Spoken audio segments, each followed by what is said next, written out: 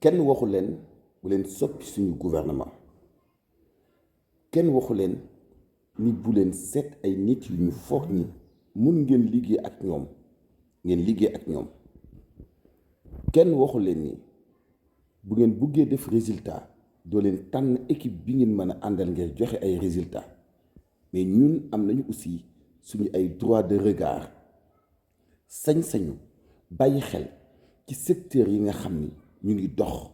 te ña fa nekkoon di ko doxal yu bokkul ak ñeneen fa jiitu woon ni ñu ko doon doxale ñu demander leen la continuité comme bi ngeen ñu demander suñu ay kàddu pour ñu fal leen ñun tam ñu demander la continuité dañu nekk ci jamono joo xam ni mënu attaqué mukk commerce ba teggi ka fa nekkoon bàyyi fii ki nga xam ni moo yor industrie ak petites et moyennes entreprises bokk na ci secteur yi gën a sëngéem ci Sénégal industrie yi teg ndawal te kenn du leen tudd petites et moyennes entreprises dellu gannaaw ci anam goo xam ni kenn xamul nan la demee pourquoi boobu changement wàllu transport aérien ak tourisme pratiquement ki fi nekk am na fa connaissance ki ñu fa remplacé nii amoon na fa connaissance ndax jaar na fa ba noppi Mame Mbaye Niang pourquoi mu dellu siwaat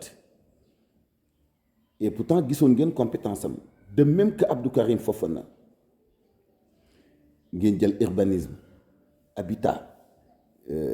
assainissement eau ministre auprès du ministre yor wàllu assainissement xawma inondation c'est-à-dire ay xeetu composition yoo xam ni dafa mel ni tenir leen compte ci am xemmemteef wàññi li nga xam ni mooy train de vie de l'État xanaa xamoon leen ni souffrance su Sénégalais yi li ko gën a yaatal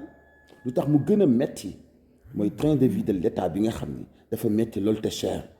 njortoon naa ni seen gouvernement bu bees bi du passé fukki ministre ak juróom maximum doyoon na sëkk pour ngeen sóobu ci wàllu liggéey yenn ci ay charge ngeen mën koo wàññi Sénégal ngandul Sénégal li ëpp solo mooy am ay nit yu compétent yu indépendant yu moom seen bopp yuy liggéey boo xam ni liy bàyyee ko ci suufu Sénégal dana yamaat ci suufu Sénégal bëgguñu ay nomination yoo xam ni ay institutions internationales ñooñu ko dicté bëgguñu ay nomination yoo xam ni ay lobby ñooñu ko dicté bëgguñu ay nomination yoo xam ni ñun duñ ci gis suñu bopp téeméeri ministre amul solo fukki ministre yu xam li nekk ci réew mi ci wàllu koom-koom fukki ministre yu xam lan mooy besoin sénégalais yi moo ëppal nit ñi importance téeméeri ministre yoo xam ni doo xam lu ñuy liggéey Matar Ba li mu def ci wàllu sport gëwma Yankhoba Diattara def lu ko ëpp ci wàllu sport ci ouverture bi ci accessibilité bi mais aussi ci chance bi parce que nag yàlla mooy jox wërsëg ku ko neex ci ni mu ko neexee tombee waral ay gaaf ci bi ñu ko wóolu moom Matar Ba la Sénégal am chance su ëgsi fi mu yëgsi tey ci wàllu compétition yu bëri bay xalaat ak gagné coupe d'Afrique te ñuy am yaakaar ak njort bu rafet ci gagné coupe du monde nguuru Afrique moo mel noonu képp ku jiite di nga boot ci sa secteur ñoo xam ne dañuy cakaay di manifester di tiitaru waaye du tee ki jiite bu defee résultat ñu nangul ko ni def na résultat li ñu gën a soxla mooy élevage agriculture pêche commercialisation transformation lépp mën na bokk benn secteur mais jël pêche yóbbu ko fee agriculture yóbbu ko fee élevage yóbbu ko fee solidarité yóbbu ko fee famille yóbbu ko fee enfance yóbbu ko fee mais attends yii mun ngeen a fexe ba ki yor wàllu petites et moyennes entreprises wàllu transformation des produits agricoles ak halieutiques wàllu artisanat métier formation mais yooyu mënuñu bokk benn secteur parce que lépp a ngi jeexeetalu ci formation moo lay permettre nga mën a def agriculture bi méngoog jamono formation mooy tax nga def pêche bi méngoog jamono formation mooy tax nga nekk artisan formation mooy tax ngay def transformation formation mooy tax nga am petites et moyennes entreprises formation mooy tax nga mën a commercialiser sa ay produits yi nga xamante ni bii moom ngay defar fii ci sa dëkk mais formation mooy tax nga mën a am accès ci microfinance daanaka yooyu yëpp mënoon na bootu ci benn ministère kii defar saabu ak ministère kii defar tigadege ak ministère kii defar laalo ak ministère mais soxla wu ñu loolu li ñu foogoon ni di ngeen ko xalaat ci gouvernement bu bees bi mooy change ak wàññi train de vie de l'état bi nga xam ne dafa cher ba jéggi dayoo ku nekk xam nga ni ministre bi yor lu jëm ci wàllu industrie doxalul comme ni mu jaadoo ministre bi yor li jëm ci wàllu mine ak géologie mu ngi def ay déplacement ak ay visite mu ngi def ay nemmeeku mais xam nañu ni des na parce que anam gi ñuy exploité zircon bi jaaduwul anam gi ñuy exploité phosphate bi jaay doole ngi ci suufu jàmbur ak industrie yu mag yi nga xam ne dañu war a dugg mine te ba léegi ñu considérer seen bopp ay bâtiment ba noppi di teg ndawal ci Sénégal di jaay doole consommateurs yi du ñu am benn ministre bu gérer loolu fexee xam mine bi bu ñu ko exploité nan la ci askan wi di gise seen bopp nu ñu ciy jariñoo ci wàllu construire ay habitation tey géologie ak habitat bu ñu joxantee loxo amul lu ñu mënta def ci construire benn Sénégal bu bees ci wàllu bâtiment kenn ku nekk mën a am kër comme seen plan bi ngeen doon wax une famille un toit mais politique boobu bu fekkente ni bi booliwu leen ministère yi mu nekk benn kenn yor ko xam ne lii aw sas la wu tegu ci kawam mais ku nekk day xëcc jëmale ci côté lépp lu ñuy tabaxee ci Sénégal lay jógee ciment bi béton bi fer bi suuf bi ndox bi mais ki yor loolu lan moo ko mën a wuutale ak ki yor wàllu habitat ki yor wàllu bâtiment ki yor xawma travaux publics d'accord travaux publics mun nañ ko considérer xëy na comme état beeg yi mu soxla ci ay grands chantiers ay tali yi ay immeubles ak yeneen ay hôtel ay infrastructures stade ak yu mel noonu ay hôpital édifice public mais n'empêche dafay dugg ba tey ci wàllu bâtiment askan bi seen xel dalagul ci yéen ba léegi askan bi laa ni seen xel dalagul ci yéen ba léegi tey ki yor agriculture ki yor élevage ak ki yor transformation ban secteur ngeen koy dugal ban mais am réew benn mënut a développer te doole lu ñu transformation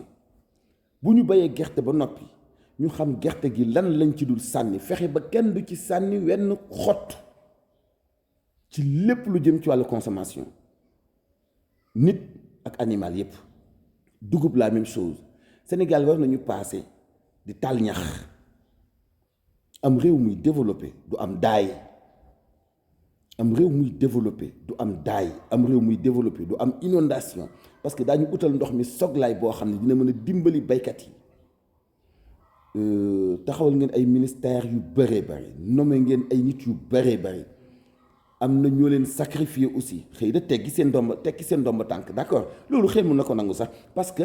ku falu ku ne dañu la fal pour Sénégal dañu lay folli pour Sénégal mais bu ngeen dee taxawal ay gouvernement lillahi wa rasul dee leen ñu boole ci décision yi di ñu laaj suñu xalaat dee leen xool fi ñu toll ci wàllu dund dee leen xool lu mën a teggi suñu souffrance dee leen ñu wan ñi yéen am ngeen vision ak ay perspectives yu wane ni daañu génn ci goutte gi ñu nekk tey ministre bi yor jëm ci wàllu transport am na solo vu que liy faatu ci ay nit ci accident vu que ay milliards la ñu am ci ay dégâts matériels chaque année duñ ko sóoraale lan moo ci plan de conduite lan moo ci plan stratégie bi nga xam ne tey ministère boobu yor lu jëm ci wàllu transport terrestre teg na ko parce que lu mën di am ci wàllu transport bi bu fekkee veillewoo ci dégâts yi am ci matériel chaque année di ay milliards veillewoo ci dégâts corporels yi am chaque année di yàq lu bëri di tas ay famille mais ce n'est plus la peine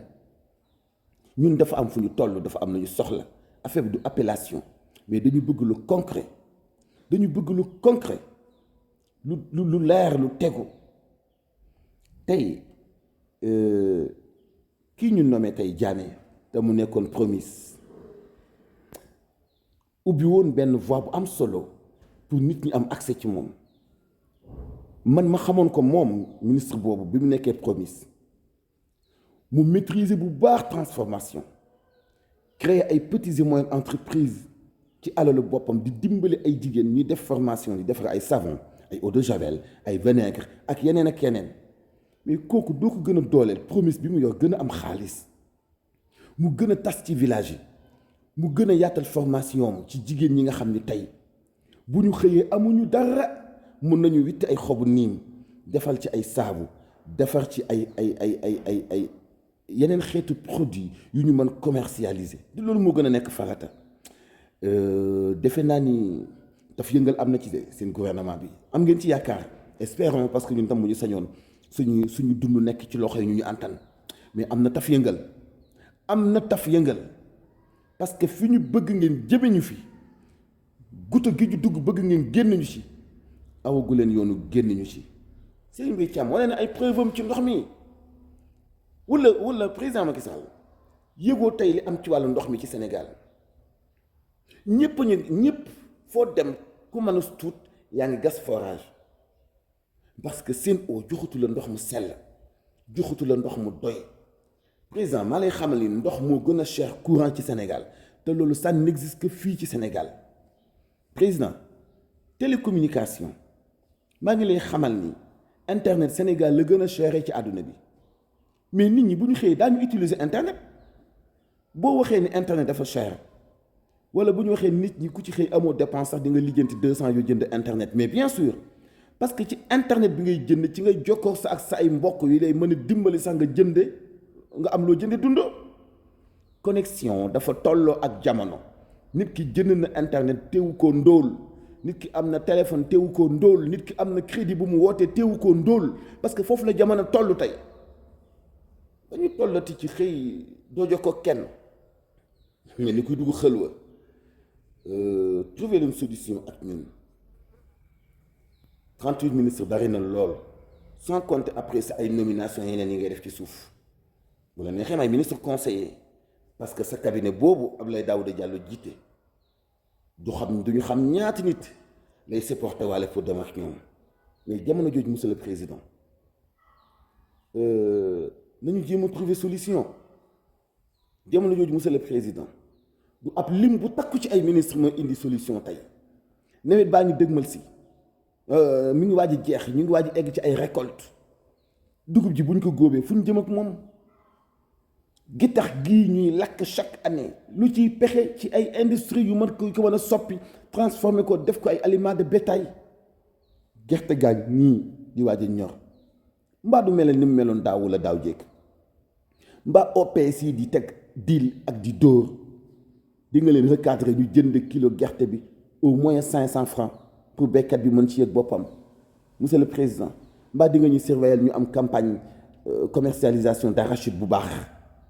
monsieur le président mbaa di nga ñu dimbali ba nga xamante ni bi suñu suuf si ñiy leb ci banque yi ay millions ñëw di ko nangu ci ñun di ko confisquer jël suñu tool yi di ko dagg ay kër mbaa di nga ñu ci waxal monsieur le président sa su 10 ngeen am ci seen kaw ci seen 15 mois yi leen fi dese sa su 10 ngeen am ci seen kaw parce que Sénégal yi fi nekk ni sonn nañu foogoon nañu ni di ngeen boole walla ci seeni programme wàññi train de vie de l'État malheureusement gisaguñu loolu mais ñu ngi xaar de toute façon ñu ngi leen di topp de près parce que wóor na leen ni fi mu nekk nii dund gi laaj nañu soppi ko da li lay war a suul yéen ñi soog a falu bu leen ñu jox ay prétexte guerre Ukraine bi jox nañu leen oto jox nañ leen direction jox nañ leen carburant jox nañ leen caabi dawal leen ko ci kaw raay bi bu ñu kenn indil prétexte guerre ba ca Ukraine dëkk bi am na bépp ressource travaillez s'il vous plaît travaillez liggéey leen ndax sénégalais yi sonn nañu fi nekk nii liggéey leen ndax sénégalais yi ñu ngi souffrir liggéey leen ndax dara doxul actuellement abonné leen MMD Média ñu ngi continuer incha allah di ñëwaat ak yeneen i jàngat ci li ñu doon xaar ci chaque ministère ak tey fi ñu mujj nombre bi ñu am est-ce que am nañu ci yaakaar wala déet lan moo tax buñ ci amul yaakaar amuñu ci yaakaar et lan moo ñu ci mën a jox yaakaar tey incha allah ci suñu ay yeneeni vidéo abonné leen MMD Média